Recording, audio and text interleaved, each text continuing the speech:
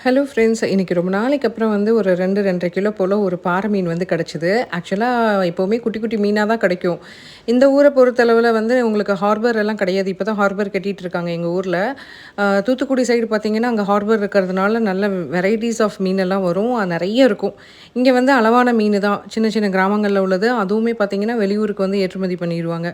சின்ன மீன், விலை போகாத மீன் மட்டும்தான் ஊருக்குள்ளே வந்து வியாபாரம் பண்ணிட்டு வருவாங்க. இந்த மீன் வந்து நான் சொல்லி வச்சு வந்து வாங்கியிருந்தேன். இது பார்த்தீங்கன்னா, இந்த மீன் வந்து ₹400. ஆனா இந்த மீன்ல குழம்பு செய்கிறத விட கருவாடு செஞ்சீங்கன்னு வச்சுக்கோங்களேன், அட்டகாசமா இருக்கும் டேஸ்ட்டு. மஞ்சப்பாறை கருவாடுன்னு சொல்லுவாங்க இல்லையா? அது. அ இந்த மீனெல்லாம் வந்து தயவு செஞ்சு வீட்டுக்கு வந்து வெட்டாம வாங்கிட்டு போகாதீங்க.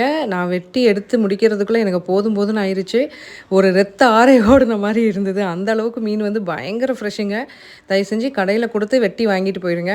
கொஞ்சம் குழம்பு மண்டை, வாலெல்லாம் போட்டு குழம்பு வச்சுட்டு வறுக்கிறதுக்கு ரெடி பண்ணி வச்சுட்டேன். கட்டாயம் வாங்கி சாப்பிட்டு பாருங்க.